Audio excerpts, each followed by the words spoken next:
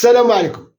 اليوم غادي نهضروا على ستيف جوبز. يا سيدي، ستيف جوبز المخترع ديال الايفون، ولكن القصه ديال ستيف جوبز ما كتبداش من الايفون. ستيف جوبز تزاد في 1955 في الميريكان، وتلاقى هو واحد صحيبو. هذاك صحيبو كان كيطور في واحد البيسي، فعلا تشاركوا وياه، بداو كيطوروا في لي بيسي، وكان ستيف جوبز هو اول واحد اخترع لا سوغي البيسي. فعلا ستيف جوبز حاول يطور المشروع ديالو ويكبروا. دبروا على واحد الشريك ثالث اللي عنده العاقه، وداروا معاه واحد الشركه ويسميوها ماكنتوش. هذاك الشريك بغى يكبر كرشو، دار انقلاب على ستيف جوبز وجرى عليه في 1985.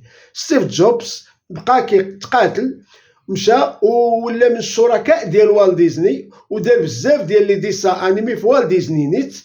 ومن بعد جمع العاقه تا هو يدخل لهذيك ماكنتوش في 1997. هو يفرف هذاك خونا، خرجو ولا هو الرئيس التنفيذي ديال ماكنتوش اللي سماها ابل. ابل هي ديك التفاحه المعدوده. علاش سماوها ابل؟ يعني علاش ديك التفاحه اختاروا لها هذاك اللوغو معدود؟ كاين جوج قصات. القصه الاولى كتقول بانه سماها على قبل سيدنا ادم عليه الصلاه والسلام، اللي كان في الجنه وعض هذيك التفاحه، منها خدات التسميه. وكاين قصه اخرى كيقولوا بان ستيف جوبز كان عزيز عليه التفاح ديال ميدلز. ضاحكين.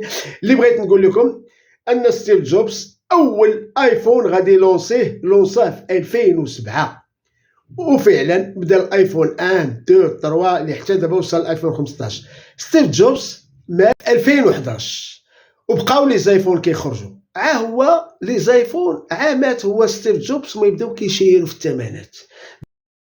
دور معايا الايفون 15 الثمن ديالو من 18,000 درهم حتى ل 25,000 درهم، وهذا التسويق ديال البارتمان. لو انه باقي ستيف جوبز كون على الاقل غيحاول مسكين يشوف من الضعفاء بحالي اللي كيشارجيو نجمه 6 ولا اللي عندهم الراميد ويدير لنا شي ايفون على قد الحال. هادشي كامل كنقولوه غير باش نضحكوا. ديما دونت وري بي هابي. السلام عليكم.